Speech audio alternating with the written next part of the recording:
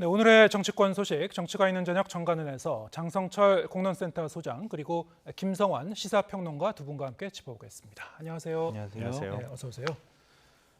네, 국민의힘 전당대회 후보 등록이 이제 시작이 됐습니다만 연일 여론조사 결과가 나오고 있죠. 네. 어제까지 저희가 여론조사 추이를 이제 쭉 보면은 뭐 오늘도 마찬가지입니다만 안철수, 김기현, 안철수 2파전입니다만은 이 두 사람 간의 1위, 2위 간의 이 격차가 좀 조사 방식에 따라 들쑥날쑥하는 그런 측면이 좀 있긴 있었고요.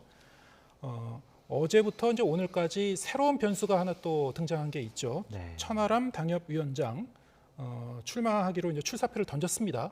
자, 이거는 또 어떤 변수가 될지 판세의 어떤 판세를 좀 흔들어 놓을 수 있을지 여러 가지 뭐 얘기가 나오고 있습니다만 전반적으로 어떻게 보고 계신지요? 그러니까 오늘부터 이제 후보 등록이 시작이 됐잖아요. 네. 그래서 최고위원 후보들은 11명, 그리고 당대표는 7명 이렇게 등록을 했습니다. 그래서 지금 여태까지 여론조사를 보면 이거는 시청자분들께서 알으셔야 되는데 국민의힘의 전당대회에서 당대표나 최고위원 뽑는 거는 100% 당원들을 대상으로 합니다. 네. 근데 지금 여론조사는 당원들 명부가 없기 때문에 일반 국민 중에서 국민의힘 지지층만 따로 구별을 해서 지금 여론조사 결과가 발표된다라는 점을 시청자 여러분들께서 좀 참고를 해 주시고요. 네. 지금까지 여론조사를 보면 김기현 후보와 안철수 후보가 상당히 박빙으로 나타나고 있다라고 말씀을 드릴 수밖에 없어요. 그런 점에 있어서 두 분이 2강, 그리고 내일 11시에 출마 선언을 하게 될 천하람 순천갑 당협위원장이 어떠한 돌풍을 일으킬지 좀 두고 봐야 할 것 같다. 왜냐하면 천하람 위원장 같은 경우에는 이준석과 유승민을 지지하는 당원들의 지지를 고스란히 받도록 본인들이 이제 선거 캠페인을 할 거예요. 네. 물론 천하람 위원장은 저는 이준석 넘어서는 사람이에요. 저 이준석에 기대하는 그러한 선거 캠페인 안 할 겁니다라고 주장을 하고 있지만 현실적으로 약간의 어느 정도 상대적으로 개혁 성향의 당원들의 표심을 이끌어내기 위한 노력을 많이 할 거란 말이에요. 그래서 천하람 위원장이 컷오프를 통과할 것이냐 말 것이냐, 3등 할 것이냐 2등 할 것이냐, 이것이 또 하나의 재미있는 관전 포인트다라고 말씀드립니다. 네. 예비 경선은 통과할 수 있을 거라고 보십니까? 천하람 당협위원장. 저는 기본적으로 통과할 수 있을 거라고 봐요. 네. 그러니까 안철수, 김기현 이 두 분은 상당한 그 지지율을 기록을 하고 있는데 지금 국민의힘 지지층을 상대로 여론조사를 해보면 황교안 후보가 한 자리 숫자로 나오고 있거든요. 네. 그래서 일단은 천하람 후보가 당원 대상으로 여론조사를 하게 되면은 그래도 한 두 자리 숫자 나오지 않을까? 그래서 한 3등 정도 하지 않을까라고 조심스럽게 예측해 봅니다. 3위까지도 예측하시는군요. 네, 어떻게 보고 계십니까? 전반적인 분석은 저도 개인적으로 동의하고요. 여론조사를 보는 관점에 대해서도 생각이 일치합니다. 그러니까 지금 여론조사하는 방식하고 다르게 만약에 당원만을 대상으로 해서 당원 비중까지 고려한다고 하면 지금하고는 조금 다른 경향이 나타날 가능성이 있다 이렇게 생각하는데요. 다만 지금 이렇게 당원 대상으로 해서 여론조사 결과가 나왔는데 안철수 후보가 더 높게 나오는 현상이 나온다는 건 그동안에 이른바 윤심팔이라고 하는 행위가 계속 있어 왔는데 거기에 대해서 당원들이 적지 않은 거부감을 가지고 있다. 그러니까 이른바 윤심의 균열이 생기기 시작했다. 이거는 어느 정도 보여주는 것 같아요.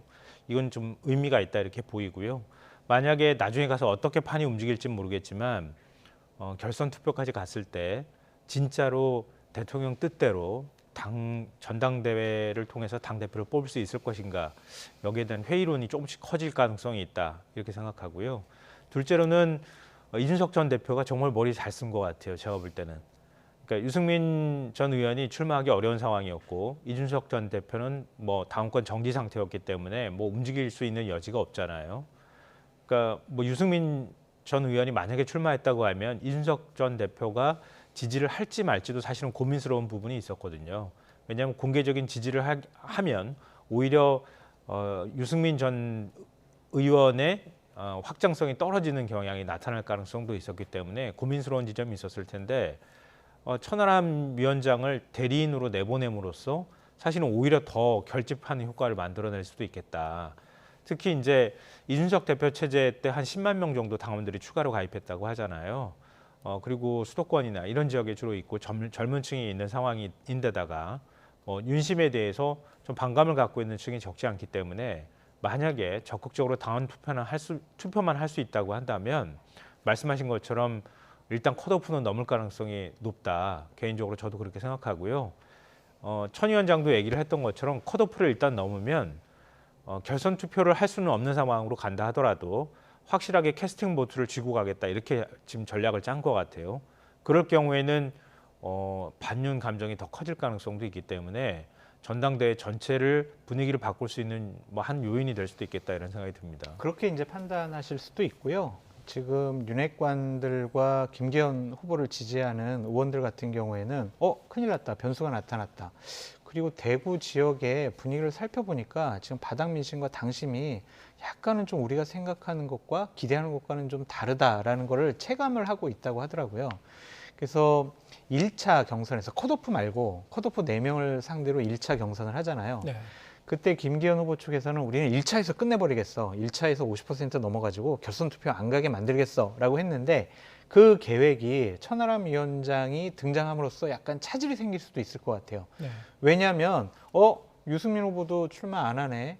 아유 그러면은 우리가 찍을 사람이 없네라고 생각하는 이준석 대표를 지지하는 당원들이 천하람 위원장 나간다. 우리 투표하러 나가자. 저런 분위기가 강하더라고요. 그럼 분모가 커지잖아요. 그렇게 되기 때문에 김기현 후보가 1차에서 50% 넘기가 좀 어려워지지 않았느냐. 그런 전망도 해볼 수가 있을 것 같습니다. 일단은 안철수, 김기현, 안철수 이 두 의원 중에서 천하람 당협위원장의 등장은 김기현 의원 쪽에 좀 불리한 요소가 될 가능성이 있다. 아니요. 그것도 우리가 따져봐야 되는데 네. 그 1차 경선에서 50% 못 넘는 것은 김기현 후보 측에 네. 뭐 이건 제 분석입니다만 좀 안 좋은 방향이지만 일단은 안철수 후보의 표를 천하람 후보가 많이 뺏어갈 것 같아요. 네. 두 분의 지지층이 교집합이 있어요. 예. 그러니까 당이 이렇게 윤핵관 위주로 가는 게 맞나? 그게 총선 승리에 맞을까? 김기현 후보가 인지도가 그렇게 있나? 당대표 감인가? 우리가 그 사람을 사령관으로 내세웠을 때 총선에 긍정적인 영향을 끼칠 수가 있을까? 그리고 일반 국민 중에서 국민의힘 지지층이라 하더라도 안철수 의원 같은 경우에는 대선 후보도 많이 하고 경선도 많이 나와서 인지도가 높은데 김기현 후보가 누구지? 이렇게 모르는 사람도 있단 말이에요. 그래가지고 안철수 후보가 천하람 변호사가 나감으로써 본인의 지지층을 좀 뺏길 가능성도 있어요. 네. 그러면은 이거는 안철수 후보에겐 좀 안 좋은 거고 양쪽 다 그 천하람 변호사가 나감으로써 약간 마이너스 효과만 있는 것 같다라는 좀 생각이 듭니다. 결선 투표로 만약에 갈 경우에는 어떻게 될지 이 천하람 순천갑 당협위원장이 경쟁에 뛰어들면서 그것도 뭐 파장이 있을 것 같은데요. 네. 결선 투표에는 어떤 영향을 줄 거라고 보십니까? 그러니까 작용 반작용이라고 하는 게 예. 있는 거잖아요. 지금 그동안엔 작용만 작동을 했는데 지금 반작용이 작동하고 있는 상황이잖아요. 그러니까 반작용이 커지게 되면 또 작용이 작동하는 현상이 나타나는 거죠. 그러니까 이른바 이제 안철수 후보를 향한 지지세가 커지고 있는 상황에 기저에는 이제 이른바 그 말씀드렸던 것처럼 민심파리에 대한 거부감이 있단 말이에요. 네. 대통령이 지나친 당무 개입에 대한 이거 가지고는 안 되겠다고 하는 회의론이 고개를 들기 시작했다고 하는 거 아닙니까? 근데 그럴 경우에 반대로 또 이렇게 해서는 안 되겠어라고 하는 확실한 윤석열 대통령 지지, 윤석열 정부를 성공하는데 윗거름이 되어야 되겠다고 하는 당원 지지층도 결집할 가능성이 있는 거죠. 근데 말씀하셨던 것처럼 그런 현상이 나올 수도 있는데요. 다만 투표율이 올라갈 가능성이 있는 거예요. 네. 이러면은 투표율이 올라가면 또 달라지는 거 아닙니까? 예. 그러니까 상대적으로 젊은 층이나 수도권층에서 좀 자포자기하는 심정이 일부 있었다 하더라도 네. 만약에 투표율이 올라가는 현상이 나오게 되면 반작용이 상대적으로 더 커질 가능성이 분모가 있는 커지는 거죠. 거죠. 네. 그렇죠. 그럴 경우에는 사실 예측하기가 좀 쉽지 않은 상황일 건데요. 그러니까 1차 투표는 어쨌든 컷오프만 통과하면 다 가는 거 아닙니까? 네. 1차 투표에서 천하람 위원장이 어느 정도 득표가 되는지를 볼 거예요. 네. 적지 않은 당원들이. 보고 안철수 후보도 마찬가지고 김기현 후보도 전부 다 드러나는 거 아닙니까? 자기 지지층의 퍼센트가 드러난 상황에서 그럼 그 다음부터는 전략적 선택을 할 가능성이 매우 높다는 거죠. 네. 그럴 경우에는 천하람 위원장의 표가 김기현 후보 쪽으로 가지는 않을 가능성이 더 높거든요. 2차 투표에서는 네, 2차 투표, 결선 투표에서는.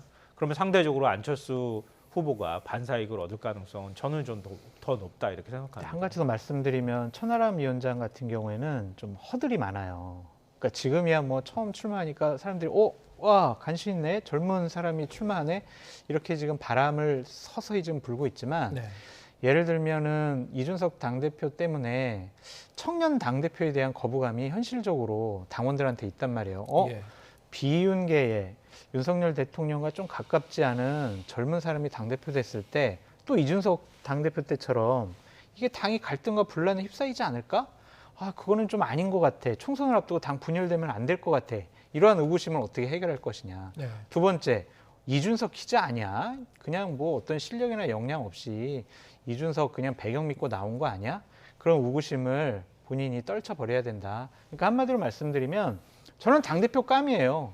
국민의힘의 보수파의 새로운 미래의 대안이 될 수 있어요. 라는 역량을 본인이 보여줘야 돼요. 네. 안 그러면요 그냥 찻잔 속의 태풍으로 끝날 수도 있죠. 예, 알겠습니다. 이번에 민주당 이야기도 좀 해보겠습니다.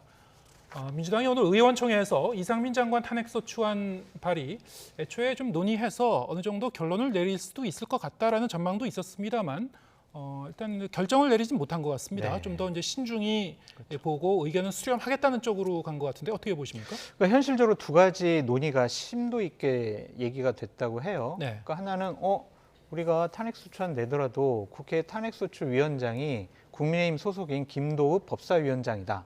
그냥 김도읍 법사위원장이 그냥 종결해버리면 어떡하느냐. 그냥 발의만 해놓고 아무런 현실적인 실효적인 이익이 없다. 그러니까 다른 방안을 한번 생각해보자라는 것과 지금 국민의힘이 전당대회 때문에 내부적인 갈등이 크다. 서로 지금 치고받고 싸우고 있다. 그런데 우리가 이상민 장관 탄핵소추안을 내면 우리가 그냥 저 사람들이 하나로 또 뭉치게 될 수 있는 하나의 빌미를 제공한 것이 아닐까? 일단은 국민의힘 싸우도록 내버려둬야 되겠다. 그런 또 현실적인 판단이 있었다고 해요. 네. 하지만 이러한 속내가 있다고 하더라도 아니 탄핵소추도 의원들이 일괄적으로 다 합의를 못 보는 거? 이거 지금 이재명 당대표에 대해서 좀 당원들이나 아니면 국회의원들이 지금 다른 생각 갖고 있는 거 아닌가? 당이 지금 하나로 통합되고 있지 않는가? 다른 생각을 갖고 있는 의원들이 많은 것이 아닌가? 이런 의구심이 나올 수가 있어서 오늘의 결정은 상당히 다른 갈등을 내포하고 있다라고 볼 수밖에 없어요. 네. 갈등의 조짐을 이제 엿보셨는데 오늘 의원총회 결과에서 어떻게 보셨습니까? 비슷한 생각입니다. 그렇습니까? 네. 그러니까 좀 크게 두 가지를 봤는데요. 첫째로는 민주당이 야당 맞아? 이 생각이 제일 먼저 들었어요. 그러니까 이런 상황이면 민주당은 장외 이상으로도 가야죠. 사실은 이전의 정치 세력들이 보여줬던 모습으로 비유하자면 그렇습니다. 그러니까 민주당이 지금 이번 주 토요일 날 국민보고대회 열고 장외투쟁 처음으로 시작한다고 얘기하는데요. 야당은 싸울 때 또 싸워야 되는 거 아닙니까? 또 이번 싸움 같은 경우에도 일하면서 싸우자 이렇게 지금 전제 조건을 달고 싸우는 거잖아요. 근데 그렇다고 하면 싸울 때 나가서 확실하게 야당이 싸우는 모습 보여주면 지지층도 거기에 대해서 일정하게 동의하고 그리고 지지하지 않는 층에도 여론을 확산시키는 효과도 일부 있거든요. 근데 뭐 이렇게 주저하는지 모르겠어요. 그러니까 생각이 너무 많아요. 그러니까 민주당이 586 이렇게도 얘기했지만 과거 민주화운동 경험이 있다고 얘기하는데 싸우는 법을 좀 잊어버린 거 아닌가 이런 생각을 한편으로 하게 됐고요. 또 한쪽으로는 바로 장 소장이 말씀하셨던 건데 이게 민주당 기저에 이거 우리가 사법 리스크 너무 떠안는 거 아니야? 이런 것에 대한 생각들이 좀 어느 정도는 깔려 있는 것 같아요. 그러니까 너무 지나치게 우리가 강성 위주로만 나가게 되면 완전히 사법 리스크를 떠안고 당 차원에서 자칫하다가 진짜 침몰하는 거 아니야? 이준석 대표랑 같이 가는 거 아니야? 이런 불안감 같은 게 좀 있는 것 같아요. 결국 그게 총선 패배로 이어지는 거 아닐까라고 하는 회의론이 어느 정도 작동하고 있다. 그런 면에서 전술적인 측면에서는 이것도 안 되고 저것도 안 되고 얘기는 하고 있지만 너무 많이 가지 않았으면 좋겠다고 하는 그런 우려가 좀 깔린 시선들이 있기 때문에 결국 흔쾌히 뭔가 의견을 모으지 못하는 현상이 나타난 거 아닌가 그렇게 생각해요. 그리고 김건희 여사 특검 같은 경우에 네. 당이 지금 의지를 갖고 지금 40명 농성하고 이러고 있잖아요. 네. 근데 절실함이 안 보이는 거예요. 국민의힘 같은 경우에는 당시에 김성태 원내대표가 단식 투쟁을 했었어요. 그래가지고 단식 투쟁하다가 어떤 괴한한테 얻어맞고 피 흘리고 쓰러지고 119 실려가고 그렇게 해서 드루킹 특검 결국엔 해내지 않았습니까? 지금 말만 하고 있어요, 민주당은. 그래서 김성환 평론가님이 말씀하신 것처럼 야당 맞아? 이런 얘기가 지지층에서도 나올 수밖에 없다. 어떠한 절실함이 보이지 않는 것 같다. 그런 생각이 좀 듭니다. 네. 또 어차피 법사위 문턱 못 넘을 거면요. 하면 되잖아요. 그렇지 그렇죠? 않습니까? 어차피 못 넘을 문턱이면 당을 하나로 모으는 일을 위해서라도 일단은 탄핵안 발의하고요. 하는 데까지는 일단 가야 되는 거죠. 그래서 이태원 참사에 대한 책임 묻겠다고 받는 당 차원의 확실한 의사를 보여줄 필요도 있을 거고요. 네. 뭐 얘기 나오는 것처럼 이재명 대표와 관련한 수사에 대해서는 이해관계가 다를 수 있지만 김건희 여사 도이치모터스 주가 조작 사건이나 이것과 관련해서는 아마 제가 볼 때는 국민 여론조사를 해도 적지 않은 상당수 국민이 이건 좀 이상해. 검찰이 수사 본격적으로 안 하는 거, 뭐 사실 수사팀 해체 수준까지 지금 했다고 하는데 그렇게 하는 거 이거 납득하지 못하라고 하는 여론이 훨씬 더 높을 거예요. 그러면 가는 데까지는 가봐야 되는 건데 자기 스스로도 자기 문지방도 못 넘는 이런 상황들이 자꾸 반복되고 이러면 민생도 지금 겨우 뭐 난방비 문제나 이런 것들에 대한 여론이 안 좋아져서 민주당이 그런 문제를 먼저 선수치면서 추경을 편성하는 문제까지 갔다고 하면 그러니까 그런 것도 또한 역시 마찬가지지만 그렇게 가면서도 민주당이 여론을 만들어 나가는 작업들은 계속 하면 되는데 뭐가 그렇게 생각이 복잡한지 모르겠어요. 네, 알겠습니다.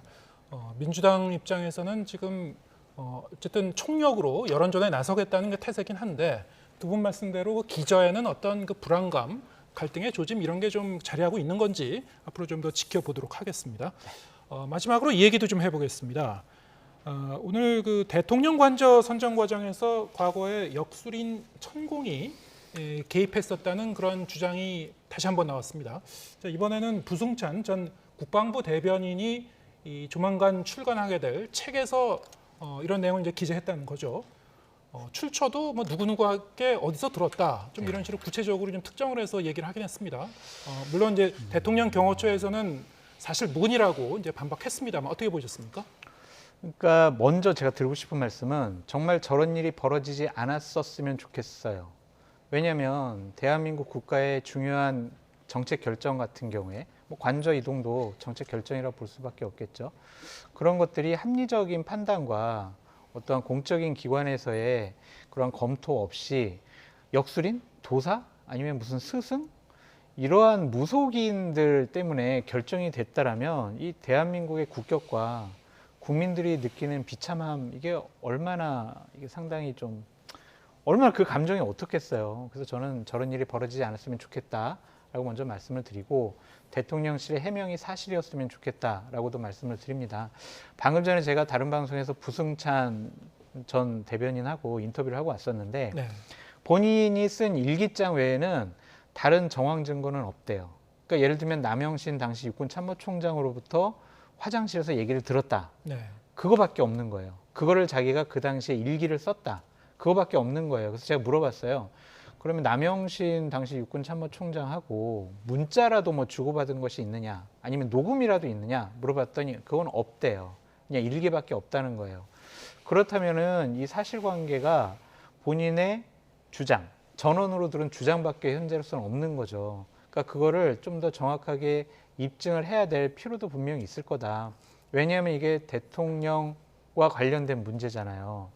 섣불리 그냥 자기가 예전에 그렇게 들었어요. 나 일기에 그렇게 썼어요.